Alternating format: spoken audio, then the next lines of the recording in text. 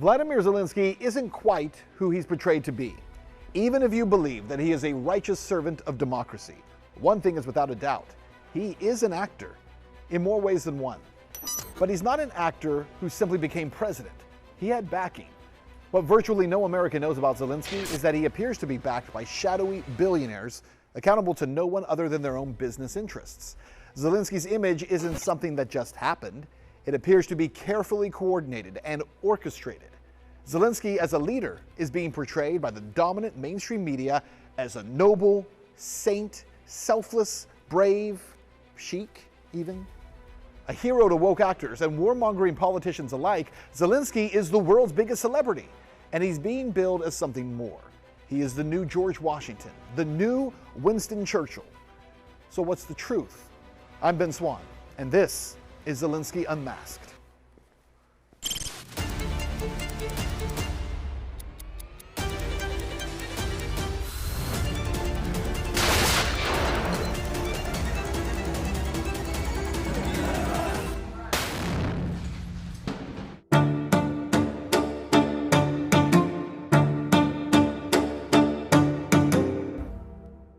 And who is Zelensky?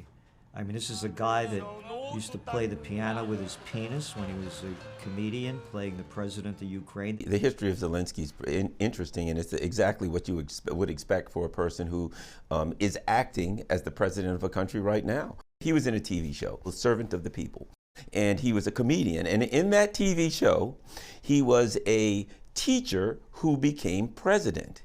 And he wanted the country to join NATO and join the EU and all of the things that, he's acting as now. So then his financial backers then started a party, and they called that party the Servant of the People Party.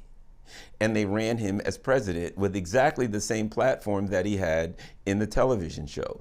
Vladimir Zelensky didn't just become president of Ukraine. Not surprisingly, he had help. What mainstream media won't tell you is where that help came from. A name you've probably never heard. Igor Kolomoisky is one of Ukraine's leading oligarchs, and he's the owner of the 1+1 Media Group, one of Ukraine's largest media conglomerates. Kolomoisky's network aired Zelensky's hit TV show, Servant of the People, the one that made him a star. Kolomoisky also has been accused of being one of the most notorious gangsters in Ukrainian history. He's accused of embezzling billions of dollars and of hiring people to kill his rivals. That aside, Ukraine's worst kept secret is that Kolomoisky was pulling the strings of Zelensky's presidential campaign. And even though he's Jewish, U.S. government officials claim that Kolomoisky was the brainchild and bankroller of Ukraine's neo-Nazi Azov battalion. Soon after Zelensky's Servant of the People Party was launched, Kolomoisky got the attention of the FBI. The U.S. Justice Department claims that his Privat bank ran a Ponzi scheme which stole billions from investors and hid $70 million of it in the United States. It was Kolomoisky's money and the enormous power he wielded which was needed to complete Zelensky's transformation from TV personality to his country's top man. The show was so popular and Ukrainian presidents were so bad that they took him, ran him, and he beat the people, not because he's qualified, but because they were so sick of the old system. Из двух пи***расов выбираем меньше. И так 25 лет подряд. Ты знаешь, что это? They thought this actor could pretend to be president better than presidents were actually being president. So clearly it was a production to create a television show and then eventually turn it into a party. But they knew that the people of Ukraine wanted peace, as most people in most countries want. At least he's promised to end the war. That's what we are hoping for. So he ran as the peace candidate, and he ran arguing that he would push for peace with Russia, peace with the Donbass, etc., and he won.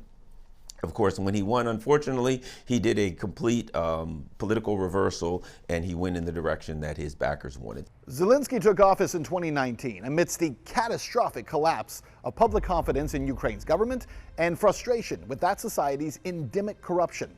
Hope quickly turned to despair, however, once it became clear that under Zelensky, nothing had changed. The economy remained in shambles, corruption was still rampant, and the Donbass war still raged on.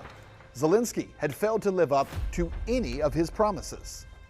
The war comes, and they take this man with 23% popularity who has shut down all democracy, and we turn him into Winston Churchill.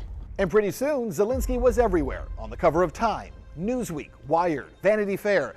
He was even photographed for Vogue. You can't make this stuff up. He and his wife posed for cover photos while he was in the midst of leading a war, supposedly for his country's survival. Really? And he had time for this. Actually, he had time for this and a lot more.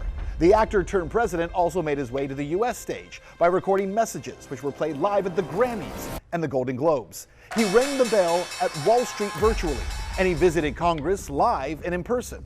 A weird sand statue of him was erected in Estonia, and Congressman Joe Wilson, a Republican from South Carolina, introduced a bill to erect a permanent bust of Zelinsky at the US Capitol. By the way, you can now purchase a miniature version of this would-be bust on Amazon for $19.99. He was selected to act in this role, and he's doing a fantastic job as an actor. Quite frankly, this is a role of a lifetime, and he's killing it. And it's clear that Zelinsky got a lot of help in prepping for this role.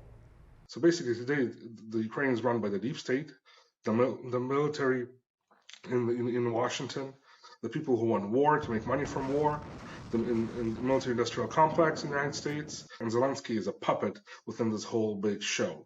It was from the very beginning, this was some kind of in my opinion, it was some kind of an intelligence-pushed media operation to this day. And that's why he's always behind green screens. That's always why he's doing covers for various magazines, etc., because this is really a production for people worldwide to think that they have a president of a country and he's just a hollow figure.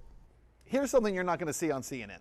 Throughout history, intelligence agencies have invested massive amounts of money to manage public relations campaigns. That's just a fact. These campaigns have been waged to spread disinformation in the interest of getting public opinion behind a war. And you don't have to look very far back in the past to find examples. I'll give you one right here. 1990, a girl from Kuwait who said her name was Naira testified that she witnessed babies being taken out of incubators and killed by Saddam Hussein's forces. Turned out, that was a lie. And the girl wasn't just some random girl. She was the daughter of Kuwait's ambassador to the United States, Saud al-Sabah. The story about the incubators, by the way, it never happened. But it was too late, once we knew for sure.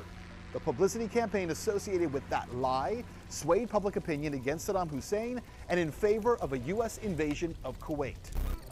12 years later, U.S. Secretary of State Colin Powell took his turn at lying with an eye towards Iraq. Remember this famous shot of him holding up vials of those biological weapons samples? He testified before the world that the country had weapons of mass destruction. This bold-faced lie prompted the U.S. invasion of Iraq and the deaths of over 1 million Iraqi people. So the question that thinking people must grapple with, could the same thing be happening in the case of Ukraine?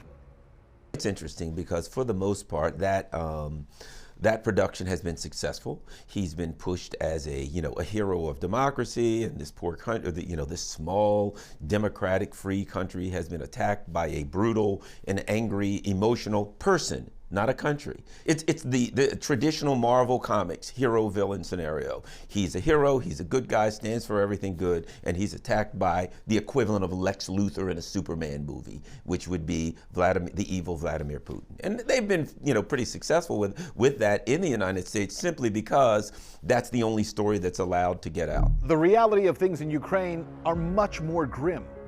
Under Zelensky's watch, the Russian language has come under attack, as has the Orthodox Church. Alternative media outlets have been banned, as have opposition political parties. Zelensky's cult-like status in the West is masking the rising tide of authoritarianism in Ukraine. And not just that, it appears that even Zelensky is starting to believe his own hype. Now he actually believes he's a man of gravitas, that he is Winston Churchill. Like the original Churchill, Zelensky isn't necessarily all about peace either, even though the PR machine that surrounds him tells us that he is. As numerous military analysts have asked, what's the end game here? There's much agreement that long-term, Ukraine doesn't really have much of a chance in this war. So why is there no effort toward peace? 10 years from now, when they write the history of this conflict, he's going to be the most reviled man in the world because he is responsible for the deaths of hundreds of thousands of Ukrainians. Hundreds of thousands of people he swore to protect, he slaughtered. For what? Because he's addicted to weapons-infused, ego-driven narcissism. Ukraine is becoming a nation of widows and orphans. There's 300,000 dead Ukrainians. Douglas McGregor would say 350,000. All right, I'll go on the conservative side there, and 30,000 Russians. I don't know, they say the figure's 10 to 1, whatever it is. Let's say 400,000, 500,000 altogether, whatever it is. It all could have been avoided. And you know what? Nobody in D.C. that's connected, whether it be Raytheon, Victoria Nuland, Joe Biden, Lloyd Austin, they don't give a rat's ass about any of those Ukrainian deaths at all. Zelensky is part of a pattern right now throughout the U.S. empire where you put an actor in place who appears to be making decisions, but he's not. So he's just another one of many. And they bring him out and he does what he's told. If Zelinsky just does what he's told, that would mean he's a hollow leader. It also means somebody else is pulling the strings. Who is it that appears to be telling Zelinsky what to do, what to think, what to say? Who is really running Ukraine? We'll investigate as we continue to unmask Zelinsky.